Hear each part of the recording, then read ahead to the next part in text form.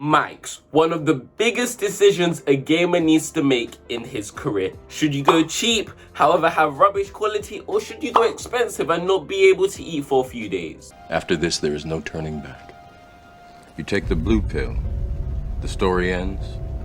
You wake up in your bed and believe whatever you want to believe.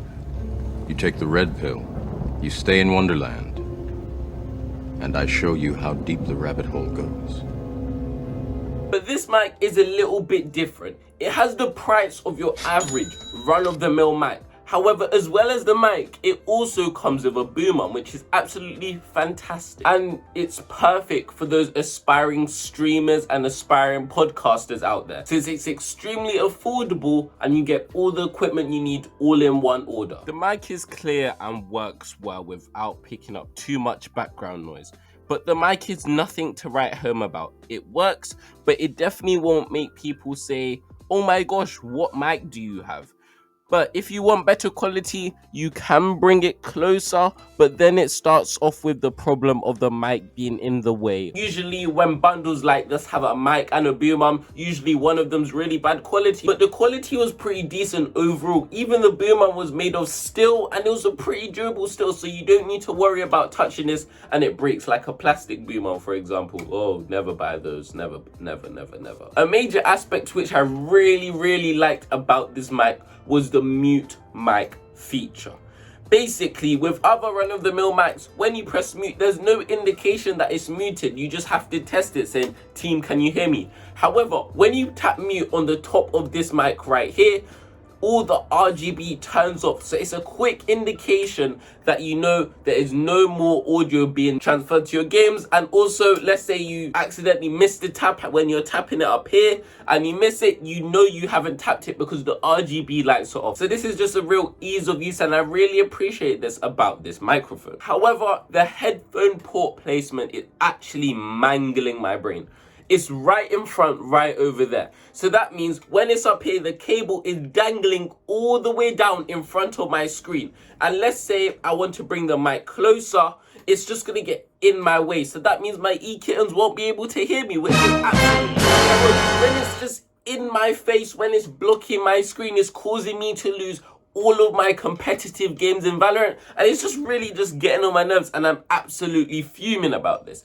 And I know what you're going to say, Mr. K, why don't you just put it to the side of the table? Well, my table is a chunky boy and there's only two places I can put this where the clamp will be able to securely fit on the table. Okay, guys, this is what I mean by my table's thick. Look, if I want to clamp this, I won't even be able to turn this, first of all. And second of all, this part won't be flat. That's why the only location I can do it is at the back and at the front. Also, while we're talking about cables, this mic is a cable manager's worst nightmare. The reason why is because there's one cable that goes out of there and one cable that goes out of there. There's two cables, so I don't know why it's causing so much issues to my setup. Because this cable can't really wrap around the boom arm because it looks weird, and if I let it dangle, it looks weird as well. I just don't know where to put it so I can have a clean setup. So if you're looking for a clean, sleek design setup, there's no way to hide this cable. So please put in the comments below if you find a smart way to hide these cables in some way. The final issue with this product is the pop filter. The pop filter loves popping out. It's just in general not very secure. Sometimes you get lucky, it stays in for a few days. However, just like all my e-kittens, it does eventually leave me. I would just say always try and push it in, and if it really does get annoying, just put some glue on it. It's not going to make a difference anyway. But now it's time for the conclusion. In conclusion, I wouldn't recommend this product. Well, not for me. Me personally, I like something that I can cable manage, that stays at the table where it looks sleek, it looks cool on my table, and it doesn't have random cables dangling in front of my screen while I'm playing games. Maybe this is kind of biased because my table can't put the boom arm to the side, but still it should be able to clamp onto the majority of tables, and it's just kind of annoying that mine can't do this. And also I don't like the fact that the boom arm's just taking up all of my breathing space. I just don't like it. I just prefer something on the ground. However, this is my personal preference, and some people don't have the table room to keep their mic on the ground.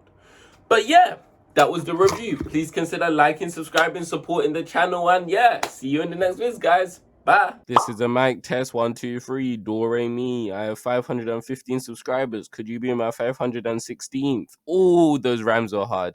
Anyway, hope you like the audio. It's pretty clear. As you can see, there's not much static or anything.